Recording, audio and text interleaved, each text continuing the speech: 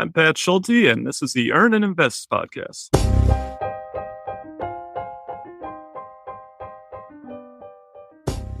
I'm excited to talk today to someone who couldn't be more different than me on two specific topics. One, we talk on Earn and Invest a lot about adventure.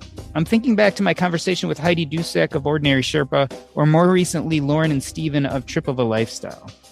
Their version of enough and their why are tightly bound to adventure and travel. Like my guests today, they are experiencing life to the fullest when they are out in the world exploring. For me, on the other hand, I spend much more time on internal exploration. My why is completely different. Second, we generally espouse a buy and hold investing philosophy on this podcast. Certainly, we have cautiously entered the rabbit hole of day and swing trading. Most recently with Richard Thalheimer, creator of the Sharper Image and his options investing strategy. But we haven't fully embraced these tactics. My guest today not only has, it has fueled his adventures. He couldn't be more different than me, and that's precisely why I'm excited to have this conversation. Patrick Schulte is an adventurer, digital nomad, and the writer behind Bumfuzzle, the oldest sailing blog in existence. He quit his 9-to-5 job back in his 20s when he realized he didn't want work to be the center of his life. That was 20 years ago. Instead, he decided to travel the world, seek adventure, and experience all it had to offer. Patrick, welcome to Earn and Invest. First and foremost, I have to ask, what the heck does Bumfuzzle mean? Bumfuzzle. So when we first decided to do this trip, we needed a boat name, and we kind of we stumbled up through a bunch of different ideas, and finally came across the word Bumfuzzle, which means bewildered or confused. And I think that kind of summed up, our feelings at the time about life and, where we were and where we were going, and then it just stuck with us. And it's been the name of every boat since, and our blog and everything else. So we become the Bums. That's really interesting. So I like Bumfuzzle because, as you said, there's kind of a double meaning there. You became the Bums, but it also means bewildered and confused, something that maybe a lot of people would be afraid to embrace. And yet it sounds to me like that was not necessarily a bad thing for you at that time of life. Yeah, not at all. I mean, we were fortunate. We were successful financially, and we were achieving the American dream, and we were still young and in our 20s and living downtown Chicago, and life was great, really. But we kind of came to a crossroads that I think everybody comes to, and it was like, what do we want to do? And we just, I don't know, we had kind of come across some travel narratives, some travel blogs, and thought, geez, we're 28, 29, and we're doing well, but we've never had an adventure. We don't have a story to tell. We just really embraced that and decided, we're going to have one hell of an adventure. And then we'll come back and we can always pick up where we left off. We're smart, we're successful. We won't be flat broke. We'll have a little bit of money in the bank and we'll pick it up, and no big deal. We'll still be, at the time we would be 32, 33. I mean, prime earning years. So it was no big deal to us. And we were excited about taking on the adventure. I want to talk about that crossroads. When you talk about you're talking about you and Allie, your wife. You guys met in your teens in Minnesota. Tell me a little bit about how you ended up in Chicago as an options trader.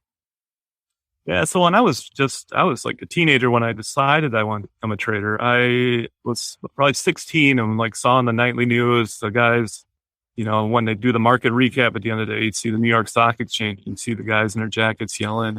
It looked exciting. It looked like a great place to make some money. And that's what I wanted to do. And so college, I studied finance and economics. And then after college, or actually, I should say during college, I was part of the Economics Association that took a trip to a place called the Minneapolis Grain Exchange. Tiny little exchange that traded spring wheat primarily. And they had one pit that they traded spring wheat futures in. And I was immediately like, wow, that's amazing. I didn't even know it existed up until that point. And so right after college, I saw a job listing for a pit reporter, just one of the guys that would stand in the pit and watch the traders and make and then report the trade into his little microphone, and then somebody else would type it in the computer, and boom, there it would be on the screen for the whole world to see. So it just kind of went from there. I got noticed by one of the big brokers in the pit. He noticed I seemed to know what I was doing and was actually interested in paying attention. And so he hired me on and immediately took me under his wing. And I just got extremely lucky that he was such a great mentor. He just immediately started teaching me just everything that he knew. And I just kind of worked my way up. And in a couple of years, I sold my car and put that money into a trading account and just started going at it. And then maybe 3 years in, I decided, my wife and I talked, we said, there's one place I need to be to really give this a go, to make the real money and the real success out of this is Chicago. I got to go trade in the big pits. So we picked up and headed off to Chicago Board of Trade. And that was it. A couple of years later, 3 years later, I'd done pretty well. And we decided then again, time for another adventure. So off we went and sailed around the world. So help me understand this. You moved to Chicago, you're in the big pits, you're trading your own money, you're becoming more and more successful, you're learning the tricks of the trade. It sounds to me like that's exactly where you wanted to be. Why leave right then, like when you're on the precipice of being as successful as ever? Yeah. I mean, it's kind of hard to even comprehend still to this day. Like we were on the precipice. I mean, I was trading in the soybean options pit. I had the eye of the biggest brokers. I stood right next to them. I was a pretty serious trader, pretty good size, and, really had great opportunity to really go, to even the next level still. Yeah. Something came over us. I mean, like I said, we're 28, 29. We've been together, my wife and I, since we were 16, married at 23. Like if we had continued following the path, we should be having kids now at 28, and we should be buying a house in the suburbs. And really, that's what all our friends were doing. Like we had a lot of friends in Chicago that were really all leaving the city and heading out to the burbs. And we just didn't feel it. Like it just wasn't us yet. We weren't ready for that yet. And then again, as a trader, I was home early every day. It was like, I was only a 3-block walk to work. So I walk home, it'd be the market closed at 1:50 and I'm home by 1:30. And, I'd get online, and there wasn't a lot online back then this was 2003, so there wasn't a ton out there at the time, but I did I stumbled on some travel stuff, some backpacker sites. Like, I was reading about these kids that were like 18 and they're like floating down a river in the middle of, Vietnam or somewhere crazy and just having these amazing, fun adventures. And I was thinking, man, I'm 28, like it's getting on. Like I'm either going to have some of these adventures or I'm just not, and I wanted to see more of the world. I really hadn't been anywhere at this point, other than maybe Mexico for a week or two. And I just wanted to see some of the world. And my wife, fortunately, she's just always there and is always on board with these ideas, fully. So we're a great team. As I hear you tell this story, I wonder, would you consider yourself a risk-taking junkie? I mean, it sounds like coming out of college, doing what you did, options trading is probably one of the riskier jobs to jump into. You kind of wet your lips in that and you start getting comfortable with it. And then the next thing you know, you're traveling around the world. Is there something about the risk that really kind of excites you? I think there is some search for that in my life. It's hard to pinpoint because I've done things where, like adrenaline type things, adrenaline sports, whatever, the typical stuff, jumping out of planes and bungee jumping and stuff. And that sort of thing, I expect it to give me like an adrenaline rush. And then I get to the edge of the plane about to jump and I think, oh, I should feel something. And I jump and I don't really feel anything. I'm like, oh, this is cool. This is fun, but it's not like, it's kind of like, where's the adrenaline? So maybe I'm lacking a bit of that actually. And so I am kind of searching for it. I do think there is something to that. And I've never nailed it down exactly, but yeah, I like to do things that are a bit on the edge. I even honestly didn't really think of, people always say, boy, that must have been a stressful job, like standing in there just yelling all day and waving your arms around, and every trade you make is, thousands of dollars. And I never really felt like a great deal of stress from it, like my wife teased, like, she had no idea, really, even to the day we left, like, she didn't even know how much money we really had. Like, I didn't talk about it. It wasn't like, oh, wow, I made this much today. Or, I mean, it was just, that was our money. It was in the trading account. It wasn't real. I was only paying myself. I paid myself $25,000 a year, so like we were really pretty low key people. And I guess we still, at some point we still are, but yeah, I don't know. So I would trade day in and day out, all this money on the line. To me, it was like, well, I'm 28, and it's not going to be the end of the world if I'm wrong. On the one hand, I'll find something else. So I guess there's that feeling that I'd always land on my feet. And so nothing really fazes me too much. So you're 28, you decide you're going to sail around the world. Was your plans to become full-time nomads, or were you like, okay, we're going to do this for a few years and then I'm going to come back to my trading job and go back to what I was doing? Yeah, totally. We were really completely planning on coming back to work. A couple things changed during that time. So sailing around the world is like a 4-year adventure. It's a big undertaking. And we were, I don't know, maybe midway in the trip when things really changed as far as pit trading. Open outcry, the Chicago Board of Trade, that stuff it disappeared. We've been being warned about it for years. I remember when I first got a job at the Minneapolis Grain Exchange, the guys were all like, "Oh man, you got here at the worst time. Like this is, we're going to be on computers like within a year, and then it didn't happen, and a few years passed.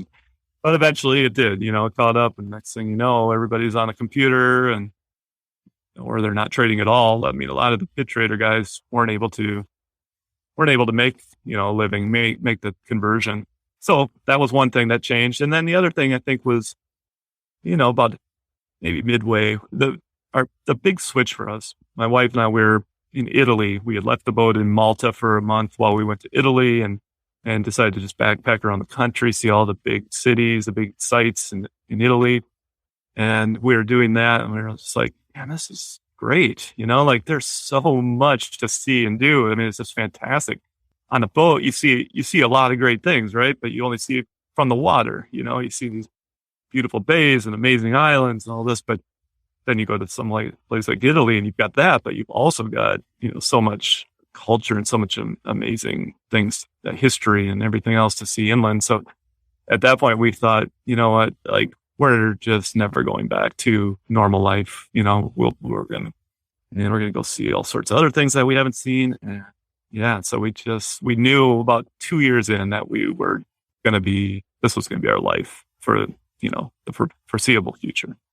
We might not have said, for 20 years, but here we are.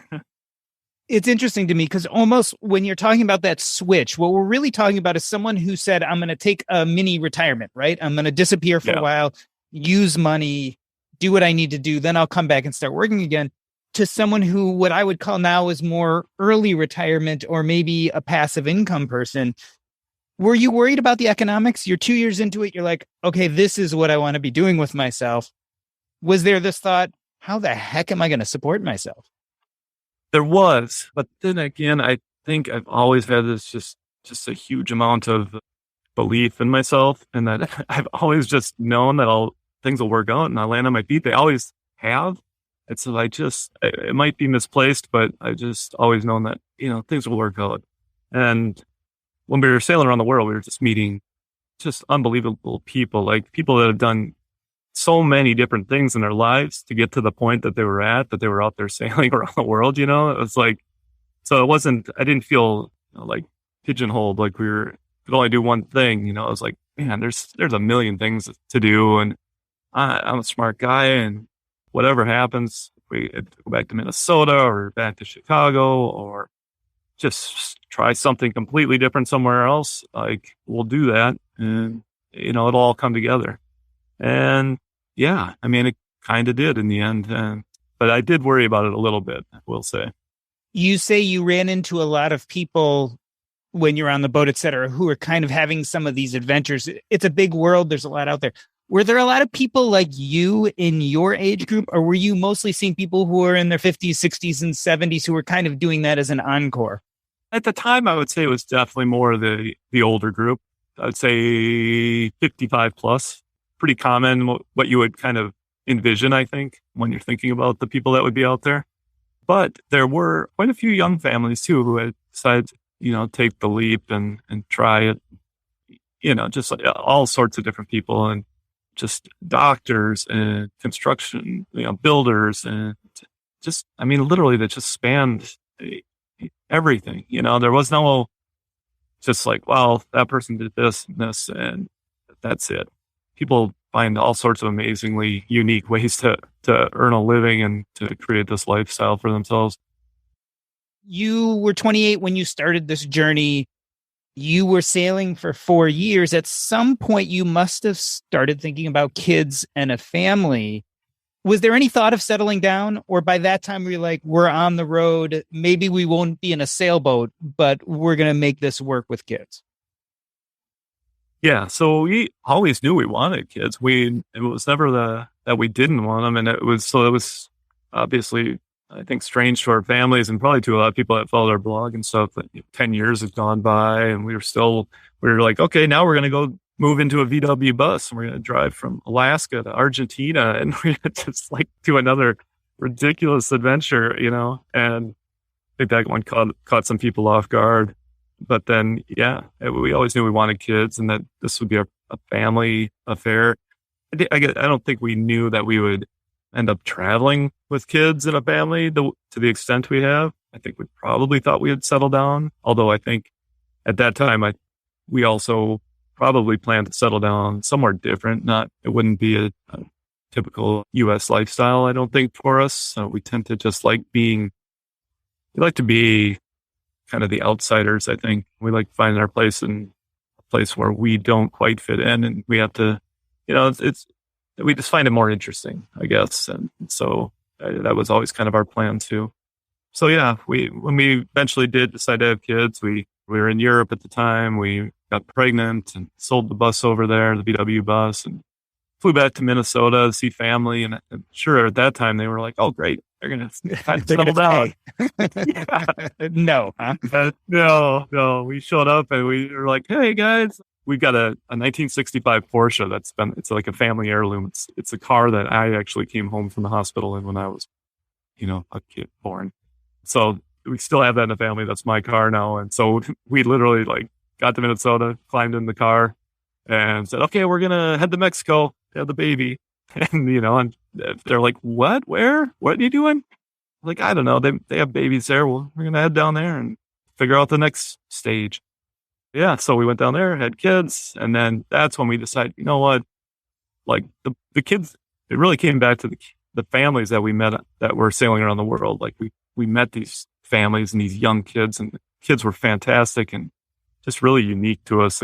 Their outlook and their abilities just were different. And we were like, that's a pretty good life. And so that's when we decided to buy another boat and raise our kids on boats. So in the financial independence retire early space, which is a space that I feel like I grew up in, I would almost classify two different types of nomads. There's kind of nomads and then what I'd call digital nomads. So the people who are nomads are more kind of like me, who front loaded the sacrifice, made a lot of money, invested it, and kind of live off of the resources that come from that. What I'd call digital nomads are people who either don't have enough money to stop working or never even accumulated much money in the first place, but knew that they could use digital sources of income to fuel their adventures.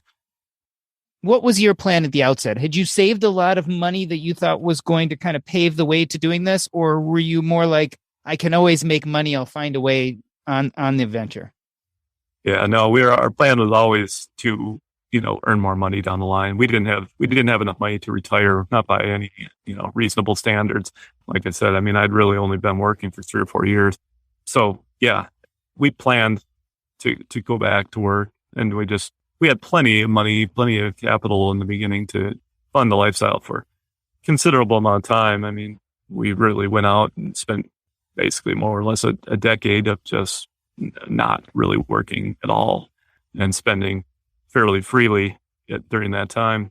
Eventually it got to the point where I was like, oh, hey, we keep this pace up, we're going to run down this clock pretty soon here. So yeah, so then then I started thinking more about it. And that's when I started trading more again. I always traded a little bit online during that time, but for the most part, money was just sitting in, whatever, S&P, and just following the market and not paying much attention to it for much of the time.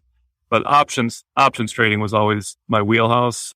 And so that was something I could do. I could plug in, and look at things during short periods of time, we could be in the VW bus and traveling and stop somewhere for a few, 2, 3, 4 days, someplace that actually had decent internet, and be like, yeah, okay, let me take a look and see what's going on, see if I see any opportunities, get in, get out. And so that usually worked out okay too. And then eventually it just kind of grew into more than that.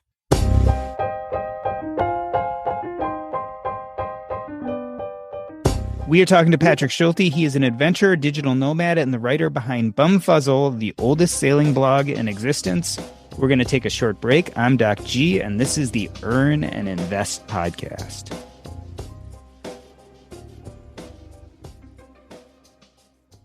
Hey, everybody. I just wanted to remind you, if you want to find out what is going on with the Earn and Invest podcast or me, Jordan Grummett, there are a few ways to get more information. One is that you can go to my personal website, jordangrummett.com. That's JORDANGRUMET.com. There you'll find links to my medical blog, my financial blog, as well as the Earn and Invest podcast. You'll also learn what is the newest, latest, and greatest when it comes to my book, Taking Stock, which will be coming out August 2nd.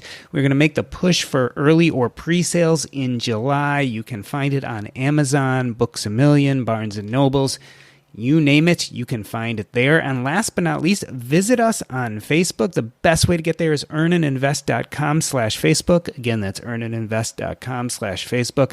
In our Facebook group, we discuss everything from personal finance to current events to what's happening in our world, as well as I post every episode there. So check us out. A few different ways to reach me, either at jordangrummett.com or at earnandinvest.com/Facebook. I hope to see you there and become part of the Earn and Invest community.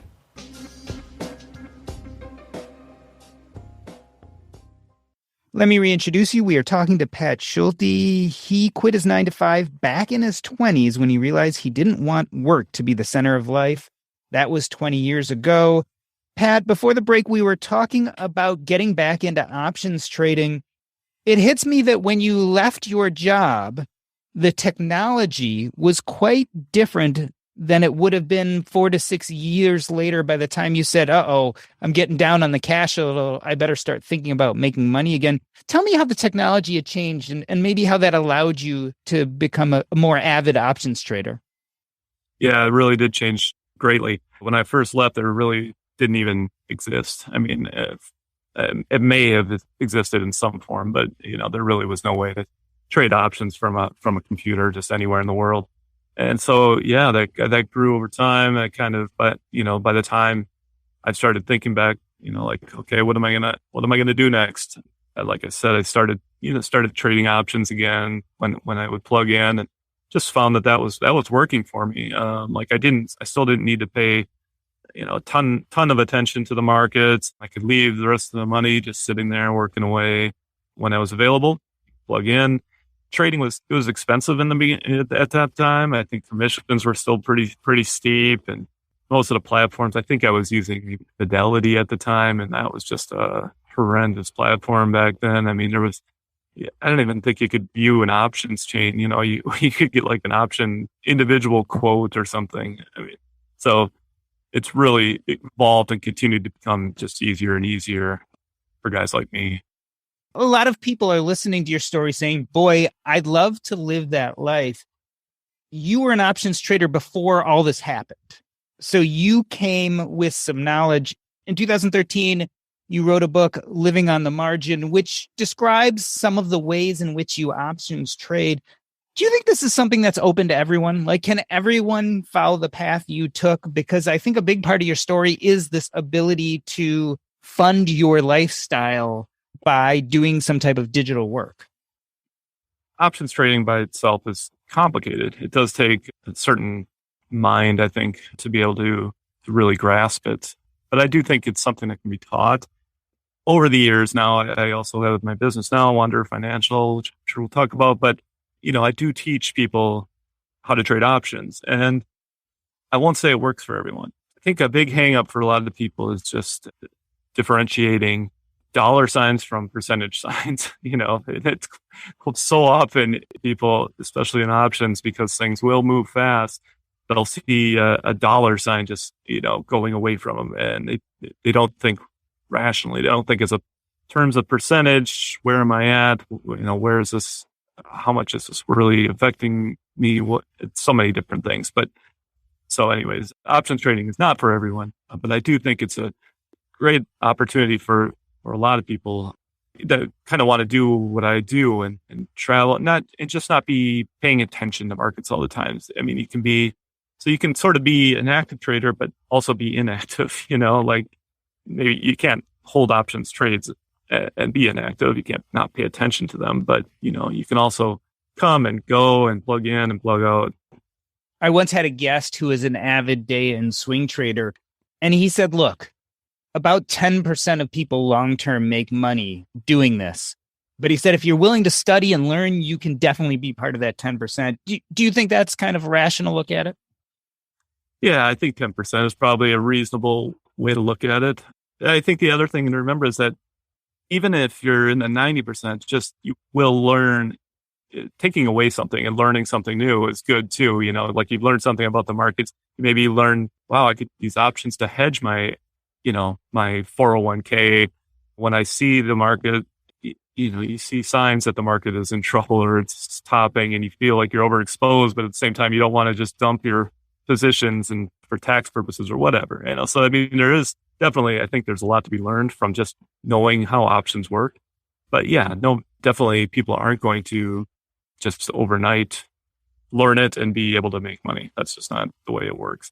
I find that in my groups that people that really pay attention, really come into like, we've got a daily chat as well. And so people that are really in there plugged in and asking questions and really trying to learn it, like within about 2-3 months, like they've really got it down. They understand the lingo. They might not understand like every advanced options technique available, but they definitely understand, puts and calls and long and short and, just the different basics. And I think that serves them well. And some of them really do well. And they I think especially like the opportunity to profit when the market's dropping. I think we've all seen enough of that in the last, few years. There's definitely some opportunity there when the markets are falling. Yeah. What I love about day and swing trading, or what you call fading, is that it really doesn't matter whether the market's on the rise or going down. It matters your ability to spot what's happening and use the charts, et cetera, to decide where to go next. And I kind of like that, because a lot of us who are kind of those long-term quote unquote investors get really anxious about the market's ups and downs, whereas a lot of the traders see opportunity on both sides. I was going to ask you how much of your current lifestyle is being funded by trading, but I realize you have other businesses. So I guess I would turn this around and say, if you wanted to, would it be quite possible for you to fund your lifestyle right now just by options trading? Yeah. So, I mean, I did fund my just off the trading, first for the first decade and then again, probably for the next 5 years, more or less, before I actually, like, for the first time, I really only just kind of randomly offered one day on my website, like, hey, if anybody wants to learn options, I'll teach you some option stuff. And I offered it up to like 5 people or something. And within like a minute, I got all these emails. And then I was like, oh, wow, there's a lot of people who would actually like to do this. And then it eventually grew beyond options and everything else. But so yeah, now it's hard to say. I mean, now I've got a business. I've got, there's just other things. I've written books. I've got a business. We got trading. Crypto came along out of nowhere, and I was, fortunate to see some of that. So yeah, it's hard to say like, hey. Have you ever been on the cusp of running out? Like, did you ever hit a bad spell where you're like, oh my God, things are going poorly. I might not make it with trading and have to start doing some type of 9 to 5 again? I never have actually. So that's good. It's kind of fun to be able to think, I'm closing in on 50 now. I'm 48, and it's like, man, this is really all I've ever done. I've only ever been a trader. I've earned some money here and there from other things, writing and whatever, but for the most part, like the markets have been my entire life. So it's kind of fun.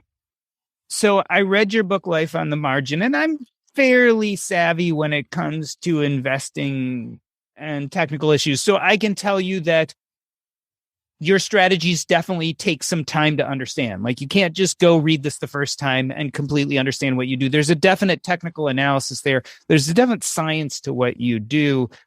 I could see it taking months or even years to really grasp it, certainly the way you grasp it, because you've been doing this for a long time. But in the position you're in, now that this is something you feel fairly much a pro or expert at, how many hours a month do you need to spend doing this to support your lifestyle? I think people, once they really kind of figured it out, they can probably spend, I don't know, I think it's reasonable to say, hey, 20 hours a week, like would be, you're doing some research, you're paying attention, you're going through your watch lists. I think you can spot the signals. I mean, obviously after all these years, I can go through a watch list and look at the charts and see everything. I can go through a watch list of 100 stocks in a minute or two, right? And see everything I need to see. That takes time to learn, obviously. So yeah, I don't know. I mean, if you really studied and learned this stuff as much as you could for a year, then I think you could get down to 10 hours a week if you wanted, or whatever, to be kind of an active, semi-active trader. I guess that'd be a rough estimate. I don't know exactly. It's a good question. Maybe I should ask my subscribers kind of where do they feel that number is. Yeah, it's interesting because we talk, the benchmark is the Tim Ferriss 5-hour work week, right? People really start saying, okay, life really feels passive. I really feel like I'm winning at the game, right? When I'm spending a lot less time. 20 hours is like a half-time job, no question about it, after a lot of, job training. 10 hours doesn't sound so bad. Certainly 5 hours sounds wonderful. Here's how I look at it. Like, the nice thing is most of the work doesn't need to be done at a specific time. Like maybe at night, instead of watching Netflix or something, spend an hour on looking at the market, and go through your charts. Or when you wake up in the morning and you're having a cup of coffee and nobody else is even awake yet, like you spend an hour then. And, it's kind of one of those things. It's like, it's a trade. It's a trade-off. Do you really just need to have that super free time, or are you willing to spend a little bit of time actually making an effort towards, money and investing and improving yourself? I think that kind of goes for everything. Do you spend much time thinking about, quote unquote, traditional retirement or an age where you wouldn't want to be doing these kind of 5 or 10 hour weekly work doing trades? Was there some thought of, okay, we're doing trading, which is short term in and out? Any thought of kind of more investing for the long term and getting to a point where maybe you didn't have to do this stuff anymore? I mean, I think we all kind of work towards that eventually. For me, it's just what I do and I enjoy doing it. So doesn't feel like a ton of work, kind of. It's, maybe if I think, okay, do I still want to be doing this at 60? Maybe not, probably not. So yeah, I mean, I'll continue to invest. I do invest, for the long term. I've got, the buy and hold portfolio, the dividend portfolio. I've got my active trade portfolio, so you are kind of always working towards, some goal. Nobody wants to be 90, and plugging away every day. But yeah, I don't foresee any big timeline cutoff. I am taking off. Big plan here for the next year is to take off and sail around the world again.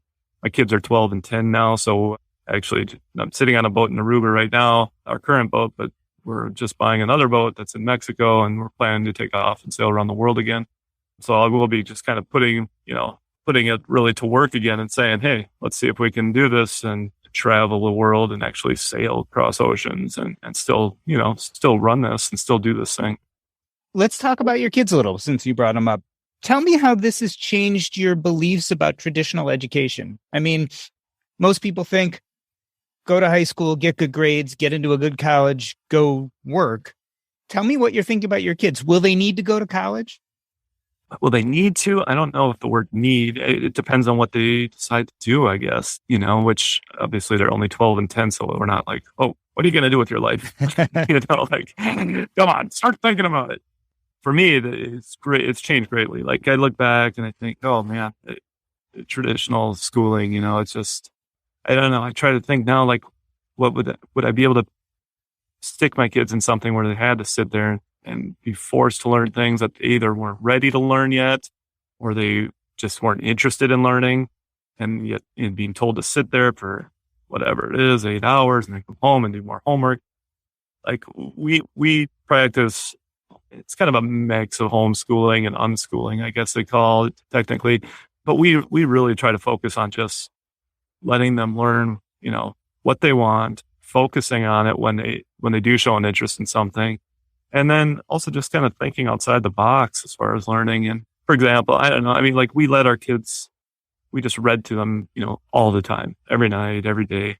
And they didn't show much interest in learning to read themselves, but so we didn't push it, we never pushed it. And then, all of a sudden they like turn 8 or 9, which by that point they would have been behind in a normal school, right? They would have been getting all kinds of grief from the teacher and whatever. And yet now they just read voraciously. Like they just sit there all day long and read and read. We're actually on our boat. Like I said, we're moving off this boat into another boat, and we had to give away books because we can't take them with us. So we gave away like 300 books to the local school here because we've had so many books on the boat. And it's like, we can't take them with us. We'll have to start the new library on the next one, but yeah, it's a nonstop thing. And so and the other big thing that I like about this lifestyle that's different is that they learn all these different skills than their peers may have learned. They were scuba diving at 9 and 10 years old. They're just so good in the water, that they're down there diving wrecks when they're 9 years old. I mean, to me, that's just incredible. They were surfing at 3 years old. It's things that these aren't the things that you learn in traditional school, but these are like great, amazing life skills, that are going to be with you forever, whereas other things might not be. And then other things, because of what I do, I sit down with them. They have their own trading accounts. They don't trade themselves, but we sit together and we talk about it. We look at their investments. I mean, by the time they're 18, they're going to have substantial portfolios, which something that I make a huge deal of in my business and trying to tell other people is just, like it's so important these days, because I really believe that kids these days, like they're coming out of college and they do not have the opportunities that we had. They're coming out into a world where homes, they can't, there's a reason kids are still at home at, what, I don't know what the average is now, but 28, 29 or something. I mean, it's crazy to me to think, when we were kids, boom, 18, you could go out, you could get a 1-bedroom apartment for a few $100. You could scrape that money together easy, doing any job. And I don't know, it's just such a different ballgame for them now with everything they have to look forward to. So teaching them about finance, teaching them about trading and investing and compounding interest and all these things. These aren't things they're teaching in school, unfortunately, And so there's all these opportunities when you're doing it and you're teaching them and you're experienced in the world. And it's just different. It's different and I think better, but we'll see. Who knows? You never get to know how your kids are going to turn out until the time comes. It's too late. Yeah, exactly. We'll see what happens. I'm interested in how you guys experienced COVID, right? So for those of us who are not traveling the world, those of us who weren't on a boat or in an RV, we had major disruptions of our lives, right? Our kids couldn't go to school. They had to school from home. A lot of us couldn't go to our jobs. What was it like for you? It was a disruption, but it was easy for us in a way. So here's what our situation was. We had actually just sailed into Puerto Rico, and we were anchored out in the bay, and we had to come into the dock one day just because we needed a new battery for the boat. The batteries weigh, 100 pounds. So you pull up to the dock and we're lifting this battery on, and then the guy comes up, and the dock master, and he says, if you leave, we just found out if you leave the dock, you can't come back. Like they had locked down, and basically that was it. Like you had to stay right where you were. So if you went out to anchor, you were going to stay at anchor and you couldn't come back ashore. It was pretty crazy, pretty intense. And so we were fortunate, and we were just on the dock there at the marina, but it was like deathly quiet for months, for I'd say, what was it? Maybe 3 months. We didn't leave the marina. I was able to go out, go to the grocery store, but that was it. The kids never left. After a few weeks, they were able to go like in the parking lot, so we were able to like go skateboard and stuff around the parking lot. But it was a really intense lockdown there, but it didn't change our schooling. So we didn't have these things. And we were so used to living together in a small space already, to us, it was just kind of a family time. We had the kids like, oh, hey, take a picture of yourself every day and we'll make a video at the end or something. Like we had these little projects and fun things that we would do. But for the most part, like life didn't change a whole lot. It was pretty much what it was. So a lot of us living what I'd call kind of that traditional lifestyle, the non-nomadic lifestyle, we tend to define enough on monetary terms, right? We define a certain net worth, or we define enough as when we can retire. I'm wondering, in your lifestyle, what does enough really look like to you or mean to you?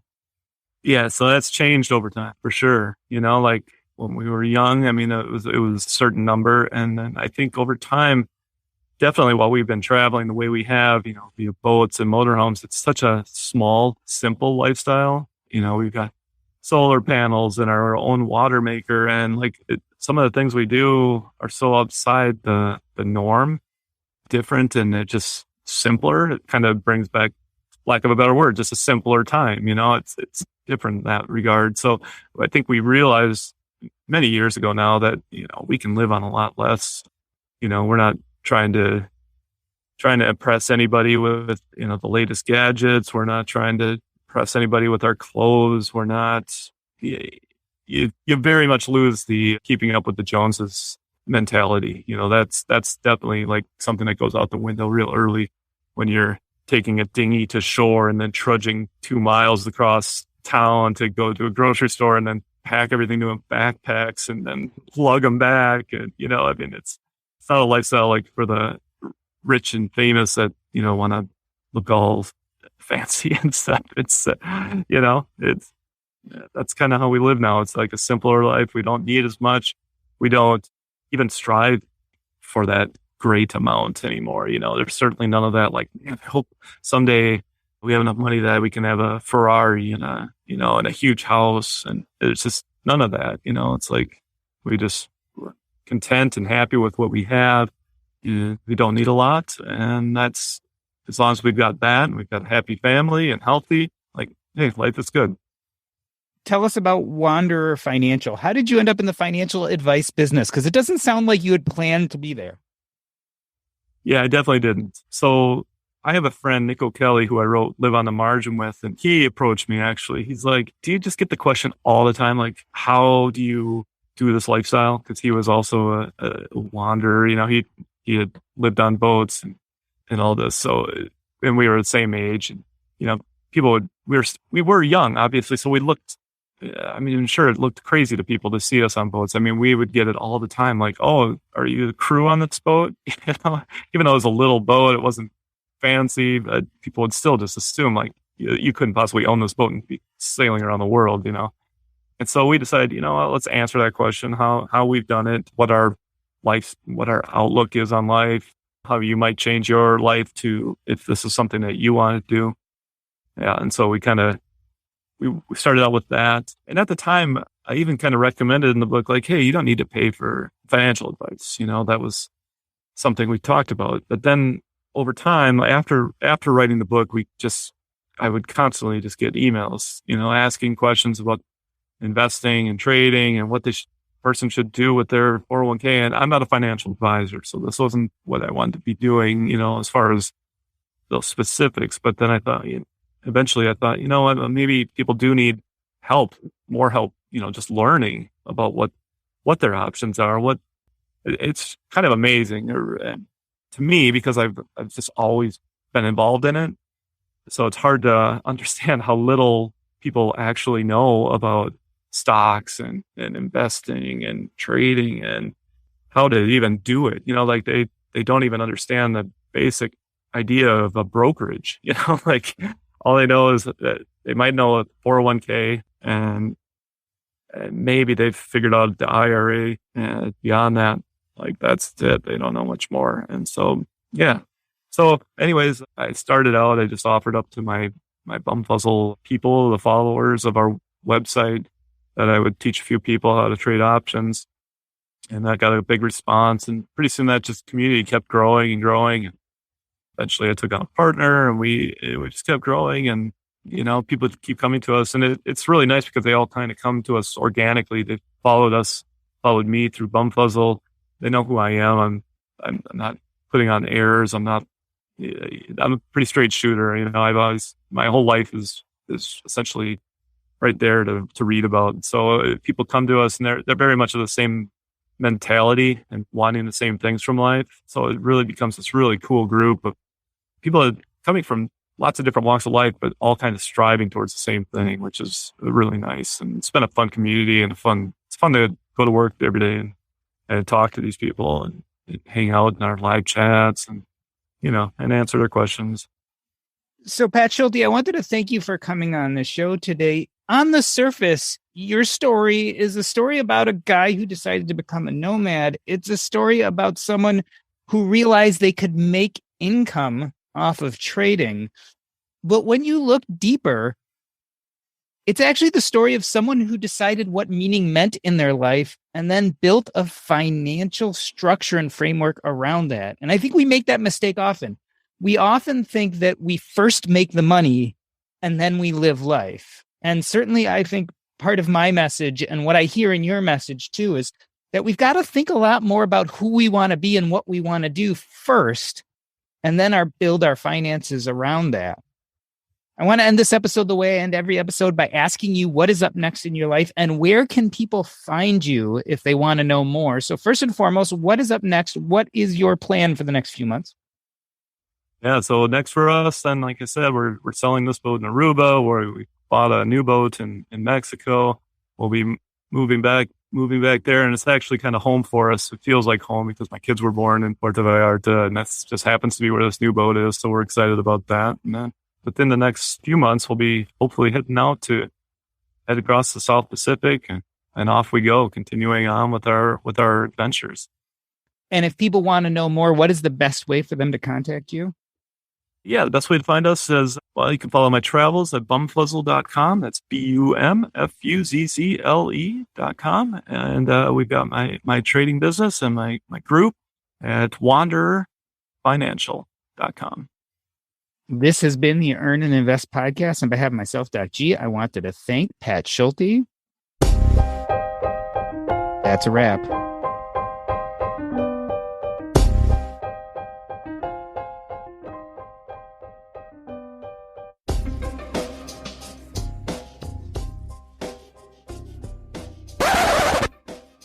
Awesome. I usually let the recording keep going as we chat because I keep some of this as an after show. Is there anything you think we missed or that we didn't talk about that you wanted to talk about? No, I think you wrapped it up really nice there at the end. I really think that's an important part. People they strive for this money, and they don't. And then they think, yeah, like you said, and then I'll find happiness in what I want to do with my life, But like, hey, why not, why not find your happiness and what makes you happy? What's your purpose? And find that, then worry about the money. Like, you might find that you need a lot less, like I have, So that's definitely a big thing. I think the only other thing I might have touched on is just telling people, like, not everything has to be forever, like you can do these things. Like, don't be afraid to take off for a year, even if your job's not going to say, oh yeah, take a year sabbatical. Like, sometimes you just got to say, you know what, I'm going to do it. I'm taking off.